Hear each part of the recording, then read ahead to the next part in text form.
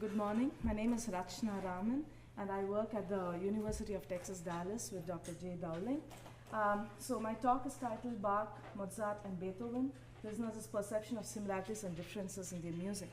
The main intention behind the study was to develop a musical example for a statistical tool, an innovative statistical tool called DCA, or discriminant correspondence analysis.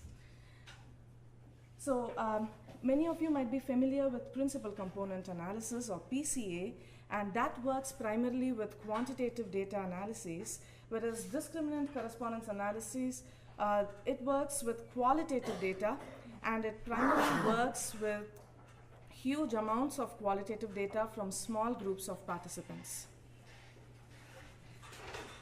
So what I did for this study was we divided it into two studies. One was with the MIDI stimuli, and the other, can I point it? Okay, good. So one was with the MIDI, and the other was with natural excerpts from the three composers, and each excerpt was only about 9 or 10 seconds long. So listeners rated each excerpt on these 6 bipolar scales: complex, simple, gentle, fierce, negative, positive, irregular, regular, plain, elegant, smooth, and jagged. And we had 26 participants in each group, and they were divided into 3 further groups based on their musical experience. So this is a small group, 26 participants, and they listened to, say, 21 MIDI excerpts, and they had to rate on 6 scales. So that gives like more than 100 responses from each participant. So small group of participants and a lot of responses from each participant. So that's the basis for DCA.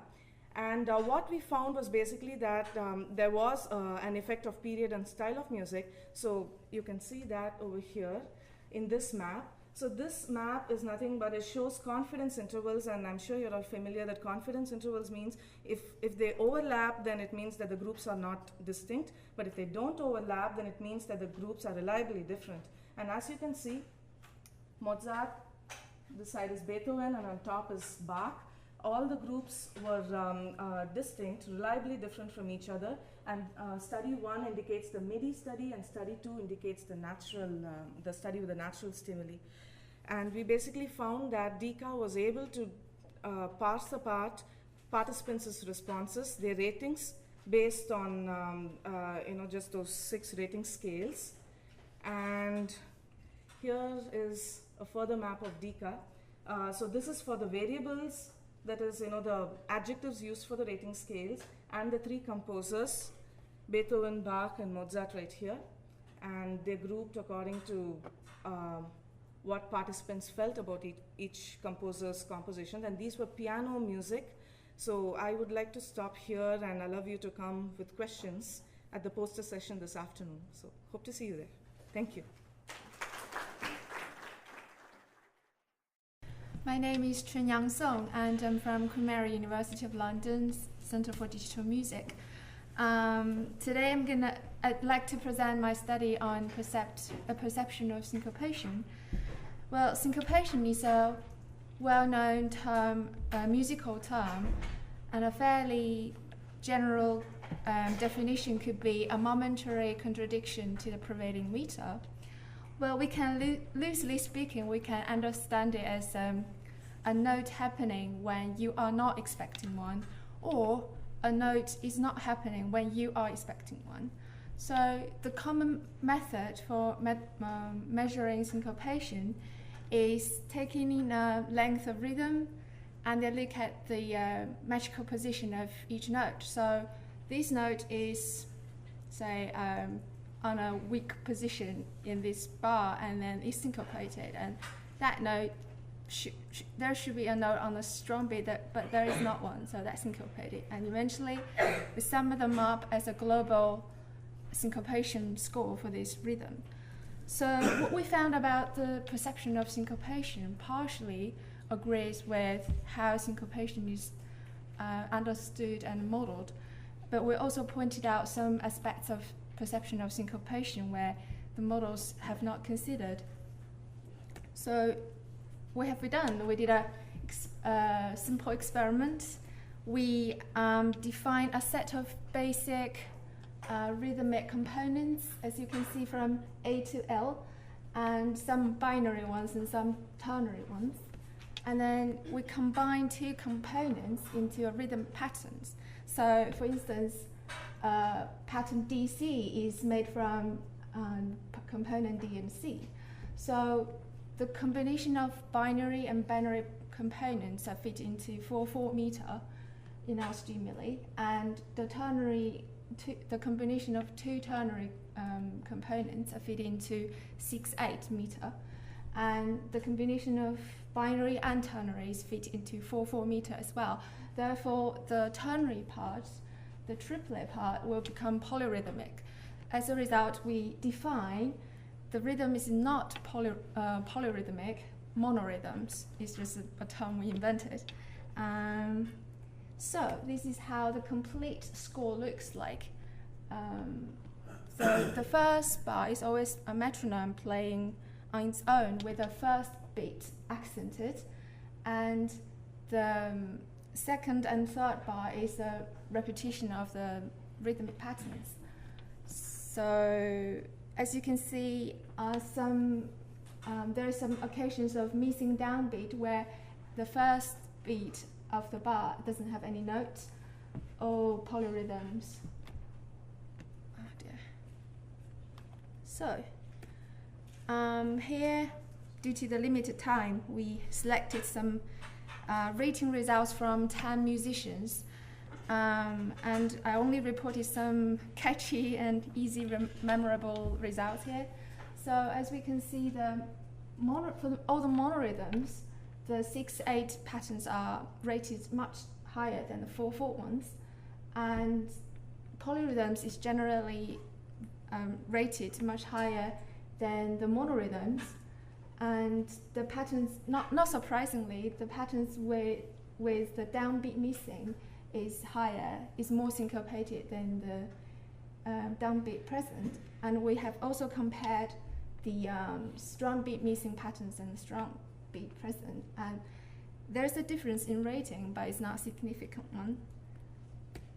And we have also plotted the difference in rating when we swap the order of the components. So each bubble here represents the difference. So for instance, the biggest one you can see is the difference between pattern GJ minus pattern JG. So it's positive distance, which means the pattern GJ is more syncopated than pattern JG. And we can conclude from this result that there is the effect of the order of the components. So we need to look at we should look at the syncopation in a more holistic way. So if you treat syncopation as a summation of local syncopation score without considering the location of that note, then it's not just enough to look at that summation. So thank you very much.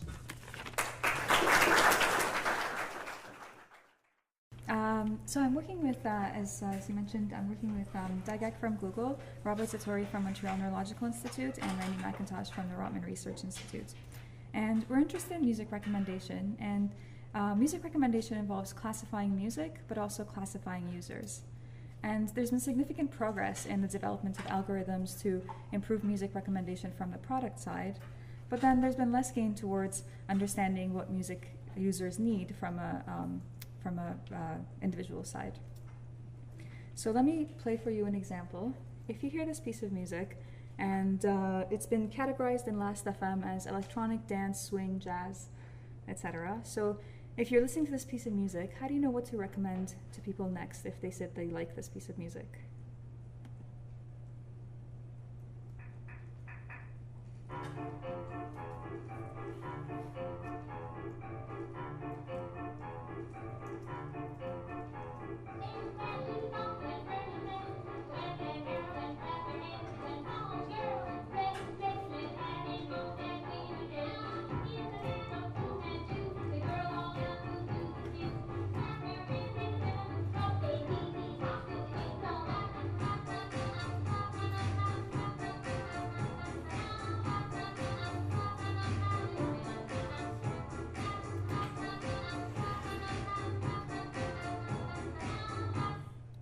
Okay.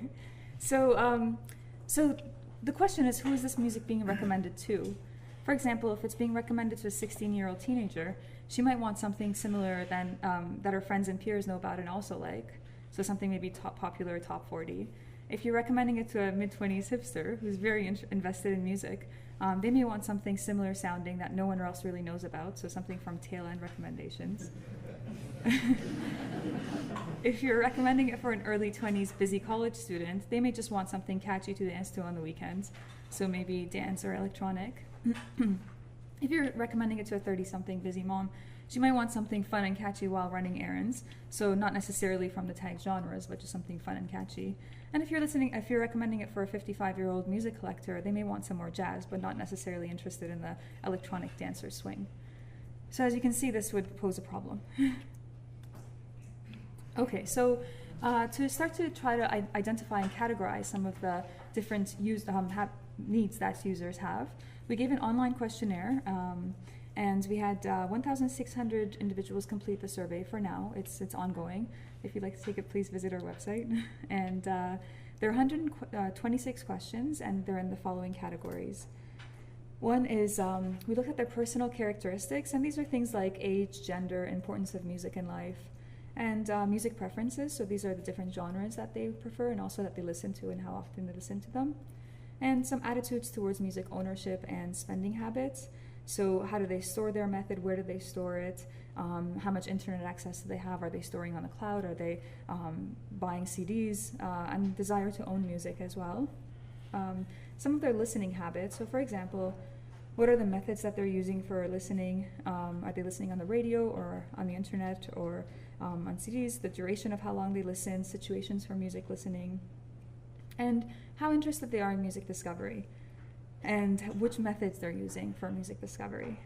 And finally, their social networking habits. Are they interested in seeing other people's lists? Are they interested in sharing the music that they listen to with other people? How important it is for them to keep that private or share that with other people? It's an international survey. We had some international responses, and so we had some people from Canada, the US, Europe, Asia, Australia, and other. And the ages were fairly distributed across late teens, early 20s, late 20s, 30s, and 40s. And for the analysis, we performed factor analysis. We did exploratory factor analysis and used generalized least squares and extracted 25 factors. And if you're interested, please come to my poster. There's obviously too many factors to go over right now, but if this is something that you're interested in, please come to my poster and I'll tell you more about that later. And thanks again to my collaborators and our funding from Google Banting and Answer Create program in auditory cognitive neuroscience. Thank you.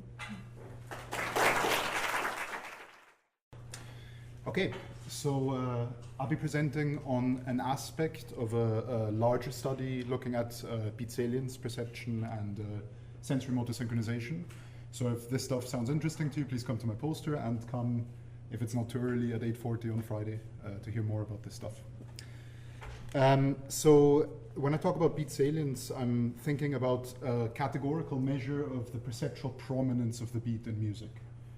So it's a common use case when seeking new music to look for music with a very strong and salient beat in order to move to that music, for example, for dance or for exercise.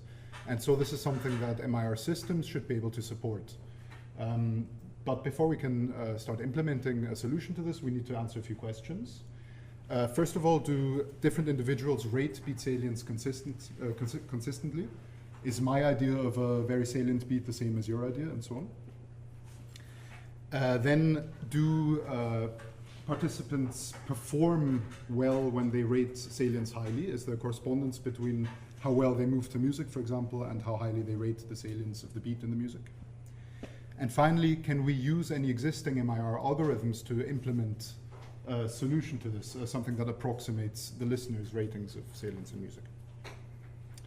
So we conducted a couple of studies, a reaction time study to get an implicit measure of the perception of the beat in different salience conditions.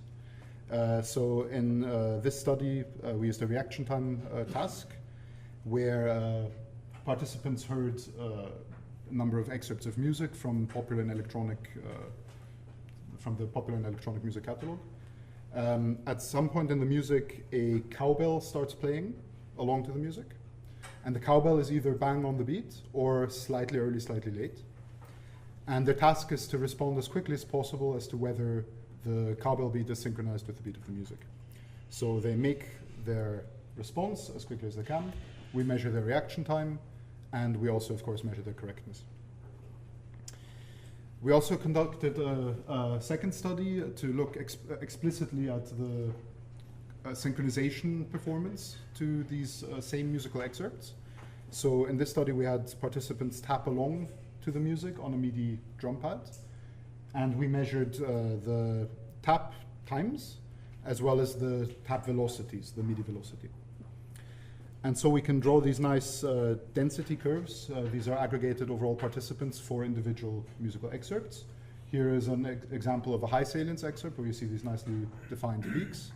And then here is the low salience excerpt where things are more difficult. At the end of both of these studies, we asked our participants to simply rate their idea of the salience in each excerpt. So we asked them to rate on a 5-point Likert scale, where 1 means I just could not tap to this if I wanted to, and 5 means I could easily tap along to this music. And what we found is a good degree of agreement and consistency across the participants in both of the studies. We also found very similar patterns between the two studies. So I should say on the x-axis here is their ratings. On the y-axis is our predefined categories of low, medium, and high beat salience. And the color corresponds to the amount of responses in that category. So you can see similarities between the two studies. We also found significant correlations between the salience ratings and task performance, both in the reaction time and in the tapping tasks. So what are the implications of this for MIR? Well, it seems that beat salience is actually suitable as a query parameter, as a relevance criterion for MIR systems.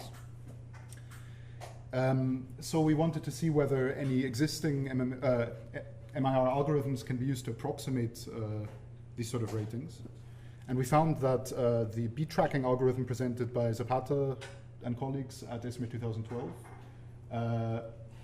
works pretty well. So this is a beat tracker that combines 5 state-of-the-art beat tracking algorithms into a committee, and then measures the agreement between the beat locations determined by each of these 5 algorithms. And so it produces a measure of mean mutual agreement between these algorithms, MMA. And we found, we sort of repurposed this to match it against our human performances, our human ratings. We found a good correspondence between the MMA and the listeners' ratings. We also found no significant effect of the study context of the response time versus the tapping study, which means that our results potentially could generalize beyond these individual studies, which is good. So finally, outcomes for music cognition. Well, our greater project aims to contribute to the ongoing dialogue regarding beat perception and sensory synchronization. We've also established MMA as a potential tool for the selection of stimuli for future cognition studies, for example, if particularly low or high beat salience excerpts are being sought. Outcomes for MIR. We've demonstrated that beat salience seems to be suitable as a query parameter or a relevance criterion for MIR systems. We've conducted a perceptual evaluation of a particular beat tracking algorithm in a fairly novel way. And also this project demonstrates how user-focused MIR research can benefit directly from ongoing music perception and cognition studies. Thank you very much.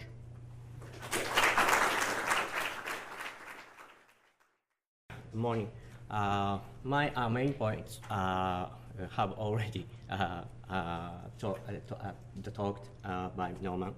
My poster is concerned with the calculation of harmonic tension. So if you are interested in the acoustic of harmony, I hope you will come by during the poster session.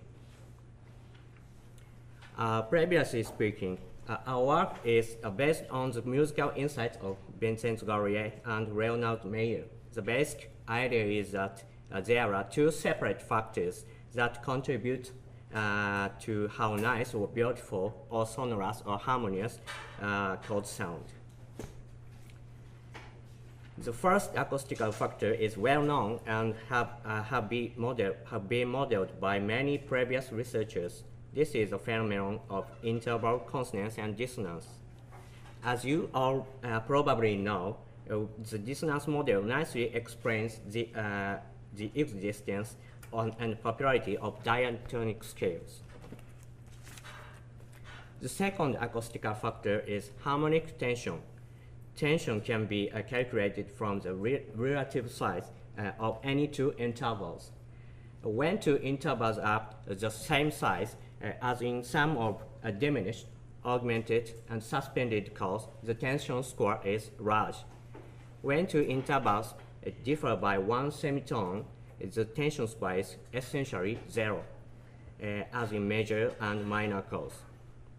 The influence of the upper partial makes the calculation a little bit complex, but upper partials are essential to get theoretical tension scores that are consistent with human perception. Oh.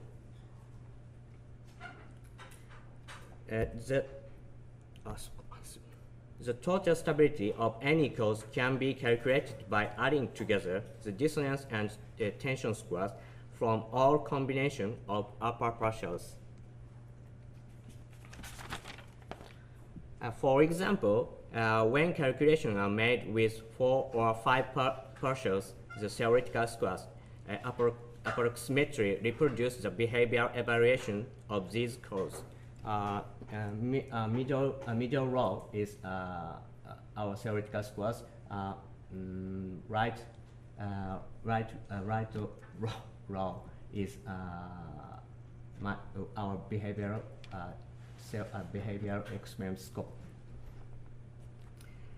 Note here that all of the major and minor chords are stable, followed by the diminished and suspended chord. And the augmented chord is least stable. The poster discusses the details.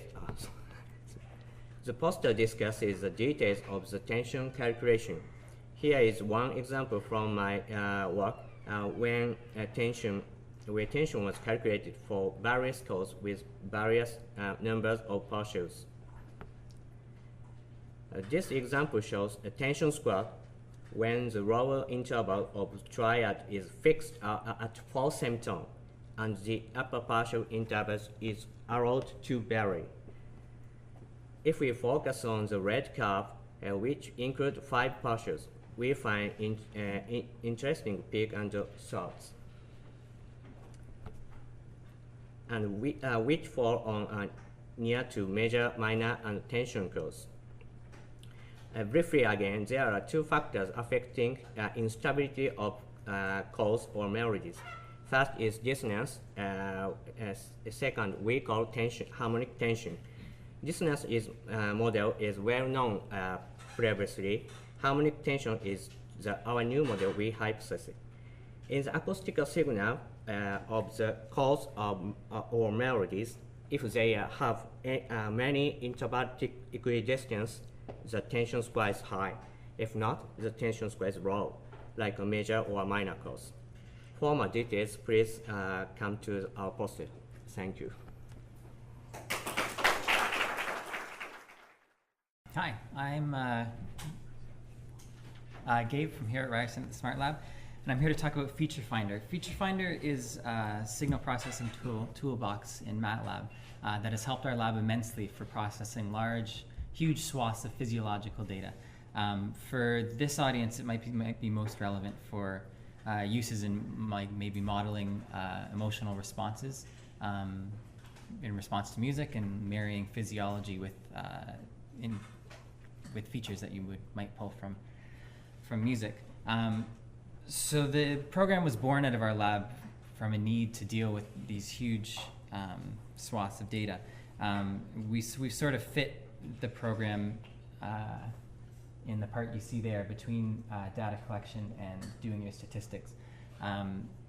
So we tried to make it In our past experience, commercial programs were really difficult to use, and you couldn't automate using many files at once.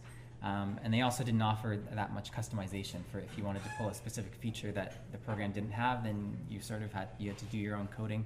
And for many people in the lab, it's the time constraint, and a lot of people don't code. So we tried to make it easy to use, customizable. And then additionally, we wanted to make it have some intuitive file organization. So when you got your physiological data from a participant, you'd have many trials, and they would be labeled based on condition or response or many other factors. And you want to be able to categorize the files as such and browse through them as such. So this is basically what it looks like. It imports all the data files really easily. If you have consistently named files, then it pulls all of the file features from the name, so it will then organize things down here by participant, condition, etc., and you can jump to any one of them. You can define window ranges. So in this example, this is an EMG electromyography measurement from an arm muscle. So we can define a baseline window and a target window and take the averages from them. We can filter the data and extract features. Now by features we mean, for example, the average of the target window, so the average muscle activity. So I sort of think of Feature Finder more as a file organizer than anything else. It can extract any feature you like because it's customizable. Anything you can code in MATLAB, it can automatically pull from all of the files you pull in. And it's also a filtering tool. So any filter you can code in MATLAB, it can do the same thing. You can export, you can use it just as a filtering tool, just as a feature extraction tool, or both. When you pulled all your files in, selected your filters, selected the feature you want to extract, and extract it, it exports a tab delimited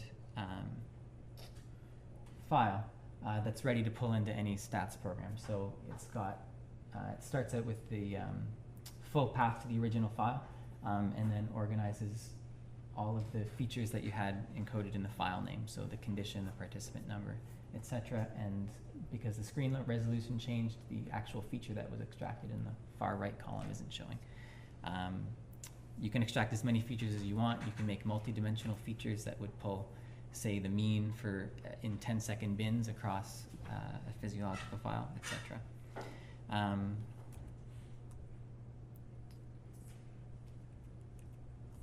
And one last item that's kind of been exciting for us is that we have a website. You can download the software, and any feature that you customize, we've made a feature trading post so people can upload their own features and make them downloadable, a lot like the MATLAB website as well. So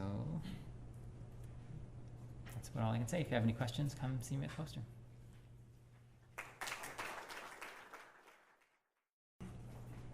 Hi, my name is Mateusz Pisek, and I come from the University of Ljubljana, where I work on my PhD under the supervision of Matija Marov. I'm going to present you the compositional hierarchical model for music understanding. The model originates in the computer vision, giving excellent results in object categorization. Our attempt is to translate the model to the field of the MIR. Our goal,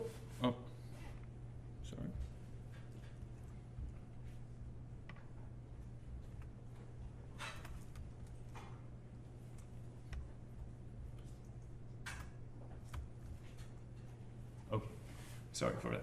Our goal is to have a model which is capable of human-like perception. So we're going more into cognitive side of the CogMIR.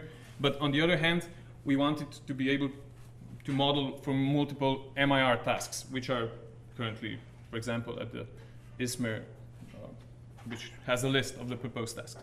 And we want it to be able to learn the features instead of hard-coding the musicological knowledge. And the learning should be done unsupervised. So we propose a model which is a multi-layered model. The layers are built from parts, which are compositions of fragments from an audio recording. And this is all based on statistics, so the parts are composed based on the co-occurrences of the energy which they cover. Our actual goal is to group the signal's energy in order to model the patterns which we can find. So we have implemented some, sorry, just doesn't want to go further.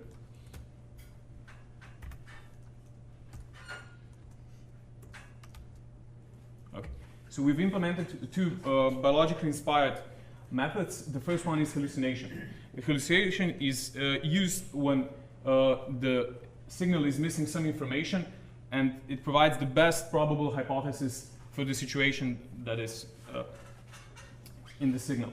So it basically works as by providing the best hypothesis, the next layer of the model does not need to cope with the missing information because the model actually behaves as the information was there. So filling up the information based on the knowledge it gathered on the training that data set. The second one is inhibition. It's a lateral inhibition used for noise filtering, thus removing low magnitude activations of parts which cover the noise on one hand, and on the other hand clears the redundancy when, for example, multiple hypotheses are involved which the model produces. The current progress is we've tested it on automated chord estimation with a per frame comparison with chroma feature vectors. We've gathered some interesting results. We also planned to make this hierarchy time dependent, thus modeling the time patterns, the temporal patterns, and to adjust it for other MIR tasks. So I hope to see you at my poster stand where I can also present the demo of the model itself, and we can test it on any recording you'd like. Thank you. Okay. So this is working with data that was part of the Solo Response project.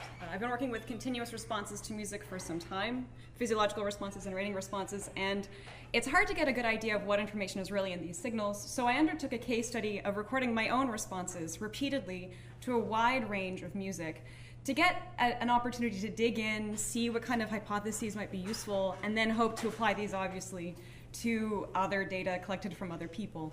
But for now, I'm going to be just talking about data that I collected from myself. So in the course of this experiment, I was recording physiological signals and also reporting my felt emotion. And I let myself get into music the way that I do when I'm listening to it by myself, behind closed doors, when no one else cares to watch me do anything. And so I, of course, got into it physically. I moved around some. So I collected, this is a list of the physiological measures that I used, and of these, I took certain features to see whether I could then classify the responses per response to a piece, classify the responses in terms of whether I was probably dancing or probably not dancing to the music. And because I had a wide range of stimuli, there are pieces where I know for sure no dancing was happening, and there's a lot of pieces for which dancing was very likely. So I was just using very simple SVMs to classify things, and I looked at which sensors were relevant and what features are relevant. And the good news is classification was very successful on the piece level. I'm on the listening level. I also looked at shorter excerpts of taking 45 seconds at a time and see whether that can be classified as well. And that's also pretty good based on just a few features at a time. So please come to my poster to find out more specifically what went on in this. You can find out the stimuli, you can find out the features. There's some pretty surprising results as to what was relevant to detecting whether or not I was engaging in dance-like behavior. And to find out more about the Solo Response project, I've got a talk tomorrow, so it'd be great to see you there too. Thank you.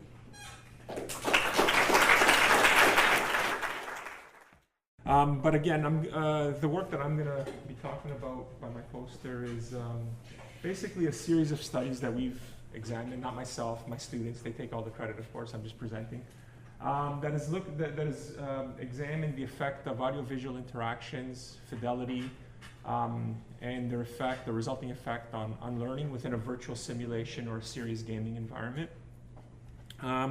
So one of the things, and this does tie into the theme of the conference, we're looking at music and the perceptual effects of music and how it's very subjective and how we can ultimately customize the interface to these simulations and games. Generally, it's been accepted that within a training environment, a virtual training environment, that high fidelity, high realism is needed, and there's a lot of effort and focus put on that.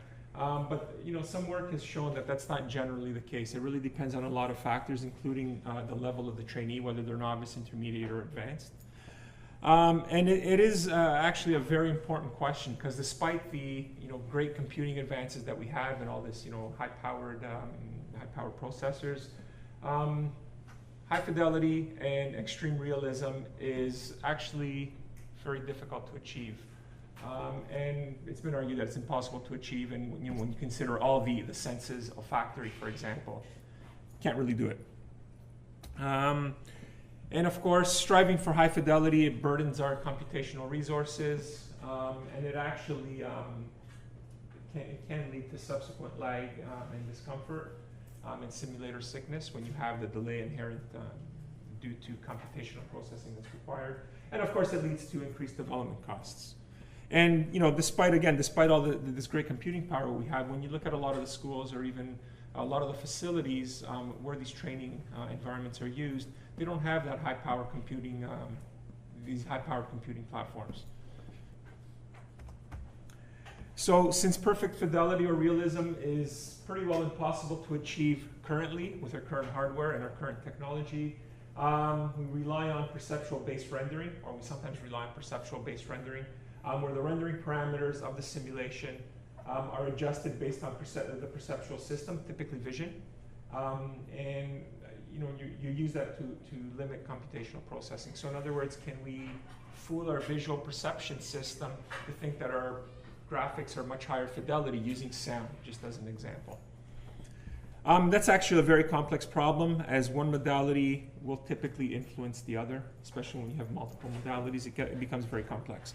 So our ongoing work, we've started looking at this over the past couple of years, and we've really began looking at multimodal, or actually audio-visual interactions, the effect on fidelity, and the effect on learning, or task performance actually, and it's leading into the effect of learning. So we've actually we've developed a platform to allow us to do this. I won't talk about that here, but I can tell you about it in the poster. And what we have found is that our perceptual visual fidelity and task performance decreases in the presence of distracting sound, particularly white noise, which is probably not too surprising.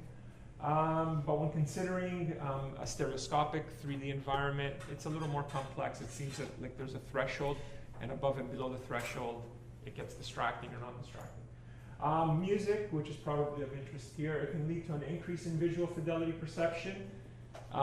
Generally, music, it allows you to complete the task faster, simple task within a VR environment. But of course, this is also very subjective, as one person's notion of good music may differ from someone else's. So it's very subjective. And this has really led to what I'm very much interested in doing right now is coming up with a calibration process where prior to actually using these sims or these serious games, you come in, you go through this calibration process, and then the interface itself is customized based on your responses to the calibration process, whether it be with respect to background music or that type of thing. So yeah, and I think at that, that's the end.